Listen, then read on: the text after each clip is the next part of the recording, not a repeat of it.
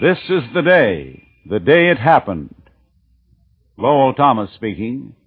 Our story begins at 7 o'clock in the morning in a white house on Bright Street in a town which we will call Munson. It's the only house on the street which could stand another coat of paint, number 317.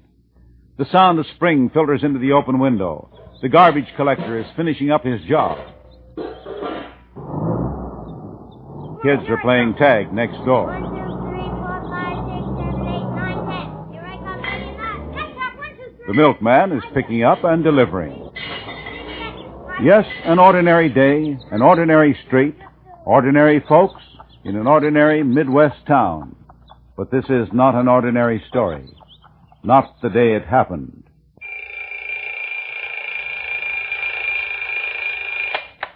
United Nations Radio presents The Day It Happened, a special transcribed play in tribute to the International Red Cross, with Madeleine Carroll, Francho Tone, and Lowell Thomas. The broadcast will conclude with a message from Mr. Doug Hammarskjöld, Secretary General of the United Nations. Now, The Day It Happened.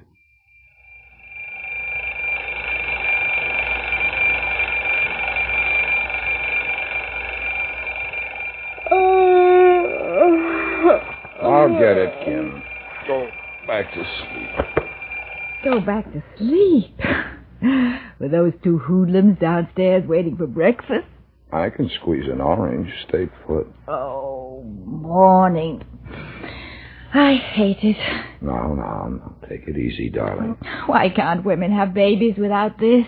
Wish it could be me instead. That, darling, would be nigh near impossible. I guess I love you anyway. Getting to be a habit after 19 years. Never. Uh-oh. The culture has begun. And at 7 a.m. There aren't enough hours in the day for your daughter. Think it must be love. Caught her reading Elizabeth Barrett Browning last night. Then it is love. That gangly beanpole down the street. I think he plays basketball or something. Mom, can't you make her stop it? Hey, Mom, it's awful. It is sort of early for canaries, Kim. It's never too early for 17. Come on, Tad. Let's you and me go downstairs and get breakfast. I'll be down in a minute. Can we go fishing today, Pop? Got me a new pole. Traded Butch a dead snake for it. It's a date. Right after I get home tonight. Why not now, Pop? Why not now? Because you have to go to school. And I have to go and see Mayor Lawrence. Come on, Tad.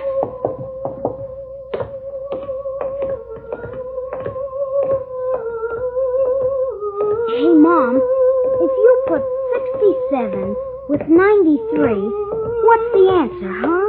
You didn't do your homework. Me and Donnie had an important club meeting with the Bunker Hill boys. We had to swear in a new guy. Donnie and I, Tad. Oh, gosh. Morning, Mother. Hi, Cindy. You're in good voice this morning. You really think so? Come on in and practice over scrambled eggs.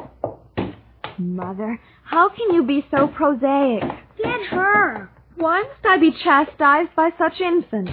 What's that mean? You're too young to know. Who are you kidding? Come on. It's too early for argument. Let's eat. Hand me that frying pan, Cindy, will you? Got something real important to do. Be right back, Mom. Not before breakfast. Be right back. Honest. Squeeze some oranges, will you, dear? Yes, Mother. I shall forget you presently, my dear. So make the most of this, your little day, your little month, your little half a year. I beg your pardon? It's Edna St. Vincent. Malay, Mother. Oh. Don't you think it's beautiful? Not quite so early in the morning. What's the matter, Mother? Don't you feel well? You might as well know now, darling. I'm having a baby. You? Well, your father had something to do with it, too. Utterly fantastic. Just human nature, that's all. My Mother, I could die. What will Harold think? Oh, I hardly think it concerns Harold. Hand me the butter, will you, dear? Everything concerns Harold. Who's Harold? He's the captain of the basketball team. I'll be so embarrassed. What'll I tell him? I don't know. People have babies every day. Not my mother. Thank heaven. Okay, women. Life can start now. Your man's arrived. Hi, Father. You smell nice. Shaving cream. Nicest smell in the world. Fried or scrambled? Poached. Just like a man. Dad? Someone forgot to wind the clock again. Dad? The next investment we make is going to be an electric clock. My guess is 7:30, darling. Dad, did you know about this? Know about what, Pumpkin? Oh, don't make me say it. The baby, of course. Well, sure. Well, Shall I prepare a defense in my behalf? I do think you should have consulted me. I'm afraid it wasn't possible, Cindy. I'll never be able to face him. Never. Where are you going, Cindy? To school. But it's too early. No man is an island. Every man is part of the main. Therefore never send to know for whom the bell tolls. It tolls for me. Oh, Mother, how could you?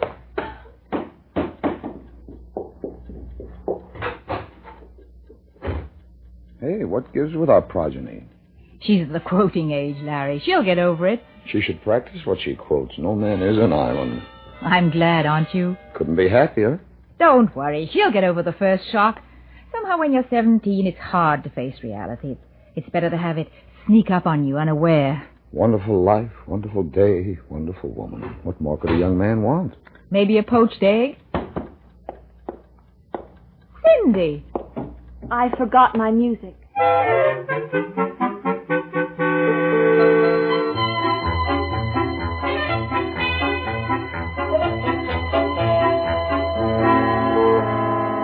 That's my family. Larry, who likes baseball and fishing and a darn good argument now and then like any lawyer would. Tad, who collects dead snakes and pieces of string. And Cindy, who collects emotions as any 17-year-old girl should. Every morning in our house starts off like this. Tad whooping it off to second grade, Cindy to high school, and Larry to the city hall. He had some law business with Mayor Lawrence today. The house was still and quiet now. I could take a deep breath, maybe have a second cup of coffee with the morning news.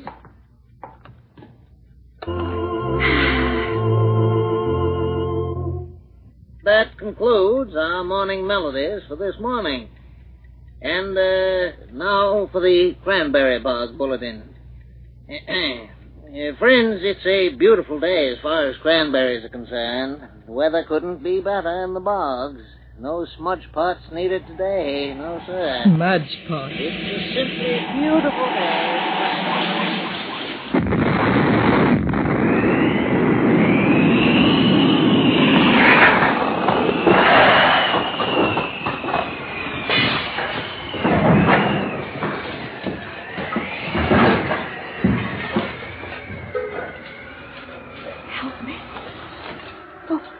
God help me. Let's get out of here. I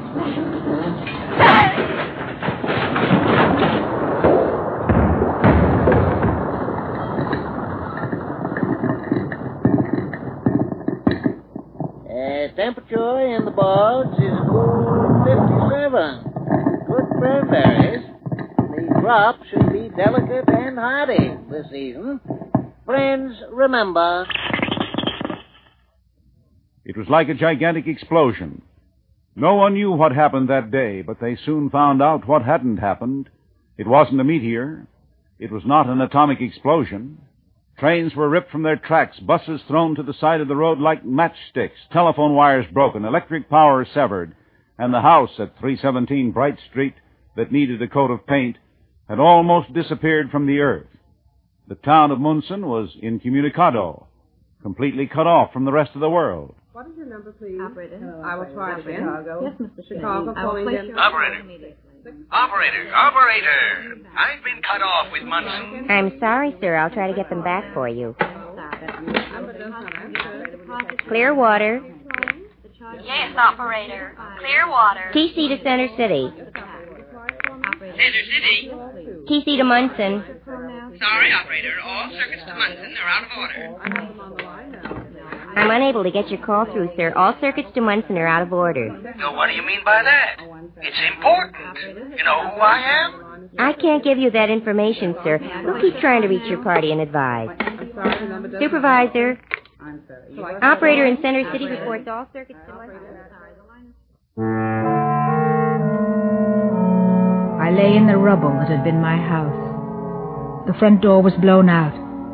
The windows were gone. Their frames stared out at me emptily, like the eye sockets of a skeleton. Little things loomed large. A glass of water on the sink, undisturbed. I was alive. I don't know why. Why had the glass of water been undisturbed? All thought, all due process of reason had gone with a big noise.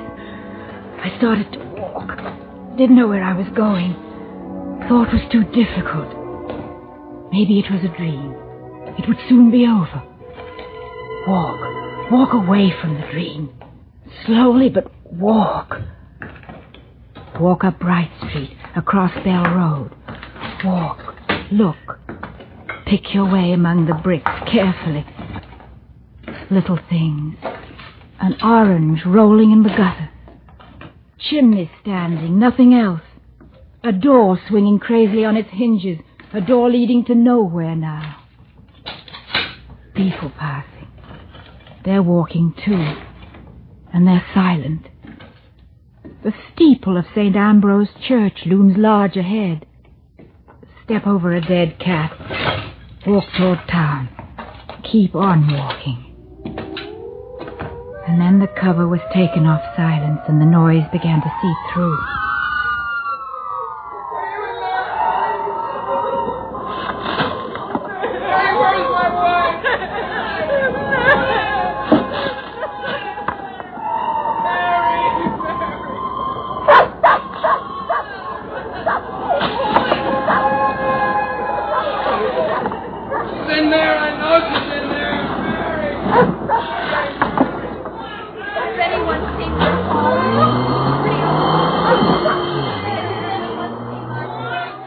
With the brutal sound of a city in disaster came memory.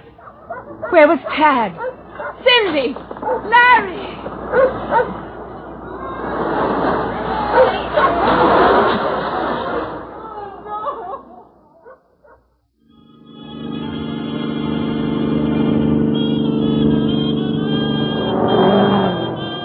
I wish you wouldn't drive so fast, Tom. I know what I'm doing. See if you can get some news on the radio. I want to find out how Brooklyn made out. Okay. Well, looks like we're going to be in Chicago by 6 o'clock. Yes, if we don't get a ticket for speeding. Ben Brower with the news. The scores. The first report of the disaster has just been handed to me. An air view, as seen by a transcontinental pilot, reports that the town of Munson is virtually destroyed. Homes and city buildings seem as one great pile of plaster, stone, and wood. The water mains have broken, flooding the streets. Fires have broken out in scattered areas. The lack I wouldn't of like water to live supply there. multiplies this danger. The Army is sending troops in at once. The Red Cross has already established stations in the town. The origin of the disaster Listen is to that, still will you not listen? known. Quiet. It is verified, Hear however, what you talk. that the explosion is not of atomic origin. Geneva. The conference meeting in Geneva Gee, today awful, huh? settled Yeah, down poor to devil. further See if you consideration. can find the Brooklyn scores, Mert. Folks, there's no doubt this is an amazing new discovery.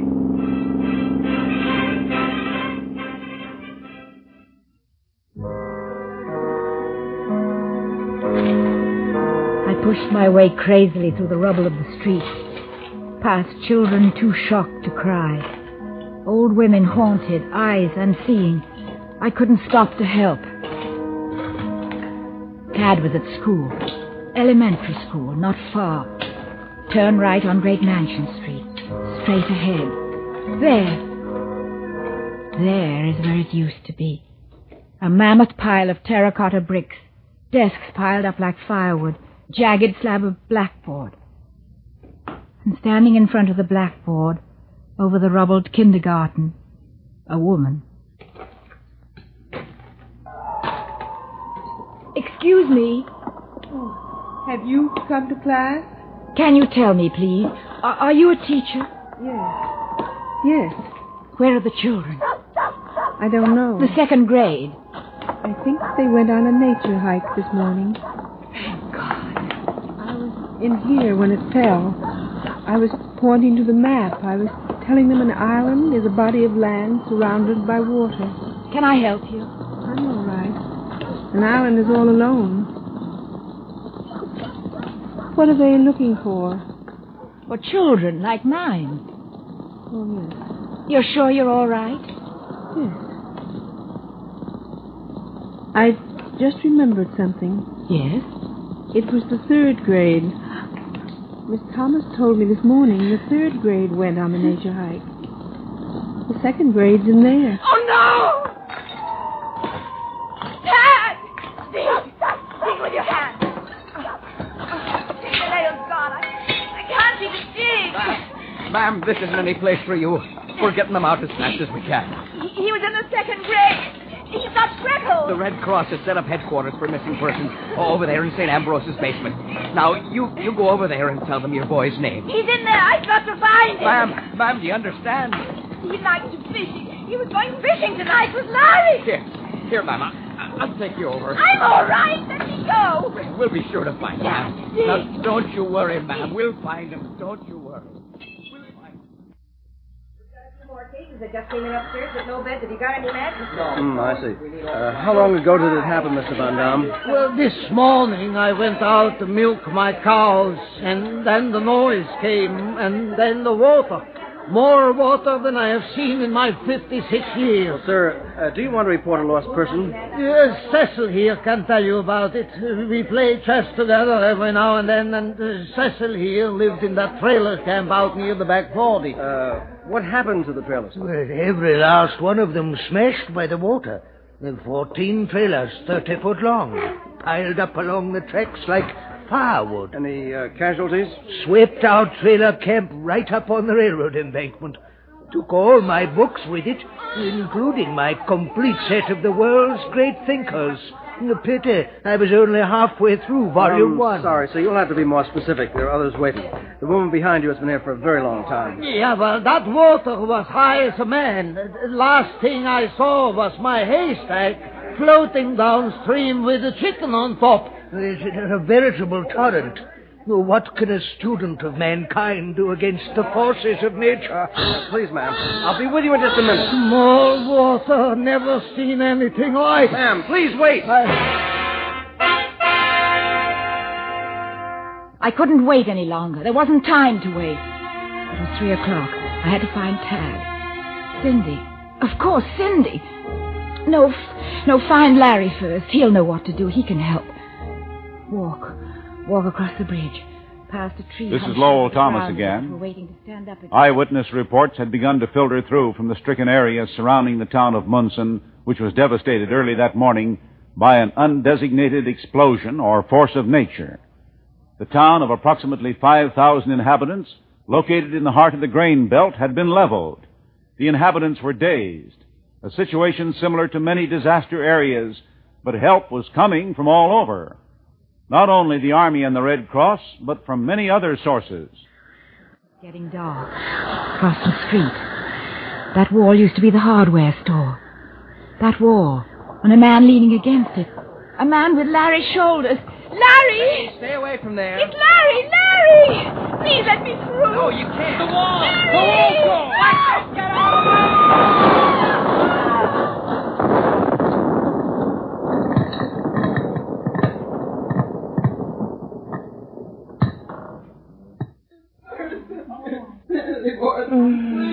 Have mercy upon the souls of thy servants.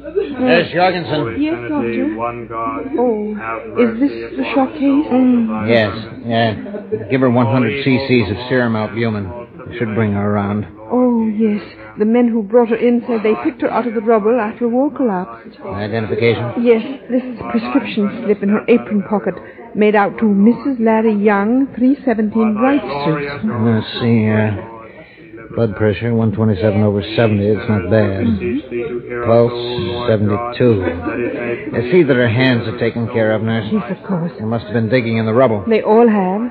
How's the blood holding up? pretty low, but they are sending in as much as they can spare by helicopter. Be on the lookout. Yes, Doctor, I will. Is she bad enough to keep on a cot here? Doctor, please. Yeah, she's pregnant. A miracle she didn't lose the baby after this. Coming, nurse. I'll be right there. Refreshment and everlasting blessedness. We beseech thee. 70 is too fast, Tom. I was going to make Chicago by dark, and I'm going to make Chicago by dark. Slow down, please. Now, here is a warning. Tom, please, slow down. Stay away from the disaster area unless you can be of assistance. It is extremely dangerous. Next newscast at 7 o'clock. I'm sick of listening to that. What did you turn it off for? It's important. Some people don't only think of themselves. Tom, I told you. I know. Never going to make Chicago by dark now.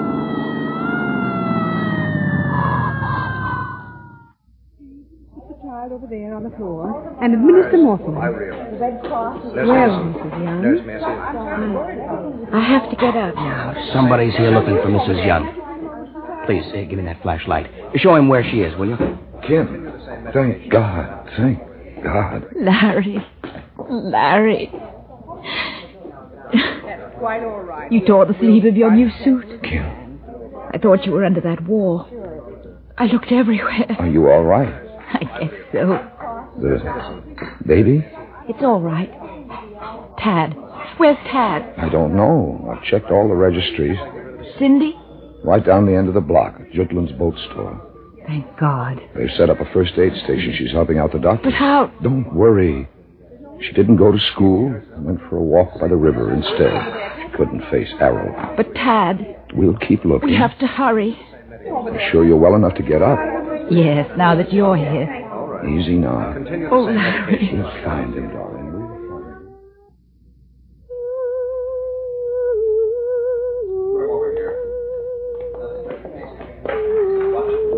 See if you can't get some more plasma, please. We're running low. Easy now. Cindy, Yes, Doctor. pull the blanket a little higher to keep the patient warm, please. I could put my coat over him if it would help. That won't be necessary, my dear. Oh. Easy now. Hold the flashlight a little closer, Cindy. Yes, Dr. Park. Hold it, Jim. That man's got a broken leg. Better slow down the plasma flow. Uh-huh. So you like Millet? Oh, yes. How did it used to go? I think I shall forget you presently, so make the most of this your little day. When you administer blood plasma to a patient, Miss Young, you're supposed to look at the patient, not the doctor. Yes, Dr. Park. Hold the bottle a little higher. You knew those lines. Yes. How did the rest of it go? Ere I forget or die or move away, and we are done forever. Everything is so transient, isn't it? I suppose so. Dr. Park, do you think that anything ever lasts? Of course it does. You've been a wonderful help to me here, Cindy. Is that all, Dr. Park? Don't you believe in Millet? Cindy, I think you'd better switch to another poet. Millet could get you in trouble. I'll be back in a moment. Take good care of the patient. All the little boys have red hair and freckles.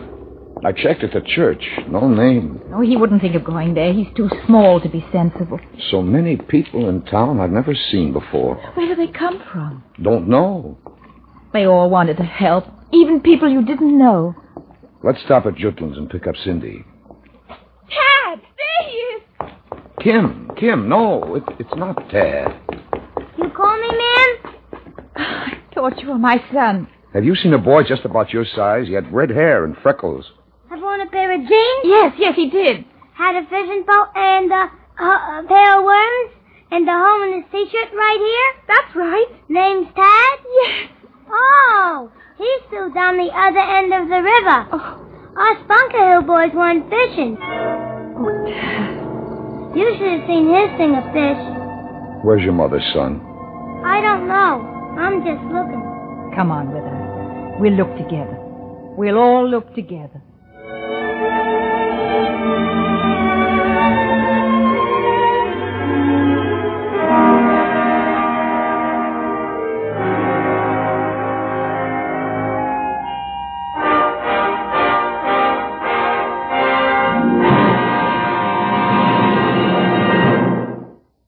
I told you when I began that this was a story, but the names and the events are very real. Our town of Munson, USA, really existed in Korea, where it is called Munsan. Here, one day, 5,000 inhabitants disappeared. Munsan, completely razed to the ground by war. Near Panmunjom, there were Bunker Hill boys, too, but a different kind of club of neighborhood kids than the one Tad belonged to. Kim, who searched among the rubble for her family, had many namesakes in Korea. There were thousands of Kims looking for their families. And Bright Street, where Kim and Larry, Cindy and Tad lived, there's a Bright Street in Seoul, and a Bell Road, and a great Mansion Street. It wasn't the church basement of St. Ambrose's, but the Ambato Cathedral in Ecuador that housed the injured during the earthquake that took 5,000 lives. The Dutch farmer told a true story. There really is a Mayor Lawrence, only he lived in Oosterland, Holland, where the raging floods hit on the night of January 31, 1953, and the trailer camp was washed up upon a real railroad embankment in England, a victim of the same flood. Jutland's boat store, where Cindy assisted Dr. Pock, had its namesake, too. The Jutlandia, a Danish hospital ship, which flew a Red Cross flag from its mast for the 16 months that it was anchored off Incheon, giving medical aid to the wounded and dying. And there was a real Dr. Pock, a Korean doctor who took care of the frontline casualties. And Ruth Jorgensen, a real nurse from Denmark. Men and women from all over the world helping when disaster strikes through the medium of the International Red Cross. Now, in tribute to that great organization, may I present the Secretary General of the United Nations, Mr. Dag Hammarskjöld. I'm happy to pay tribute to an organization with which the United Nations has a record of fruitful association, the International Red Cross. An example of this successful association occurred last year, where representatives of the National Red Cross societies of the countries concerned were of vital help in carrying out the prisoner of war exchange in Korea. Aid to the civilian population in Korea is still being given by the Red Cross, working in effective coordination with the United Nations Korean Reconstruction Agency and other organizations in helping war and disaster-struck Koreans back to their feet. The help extended to the many victims of earthquakes in Turkey, Greece and Iran, and floods in Chile, Japan, the Netherlands, United Kingdom, Belgium, Italy, Iraq and Syria were in its great tradition of service to all mankind. I salute the Red Cross for all its great work in past years, and I know that the United Nations can count upon its help in the future. United Nations Radio has presented Madeleine Carroll and Francho Tone in The Day It Happened, a special transcribed tribute to the International Red Cross. The narrator was Lowell Thomas. Also featured were Julianne Hendricks as the daughter and David Pfeffer as the son. Ben Grauer was special announcer. Script by Betty Ripley. Effects by Hal Johnson. The program was produced and directed by Gerald Keane of United Nations Radio.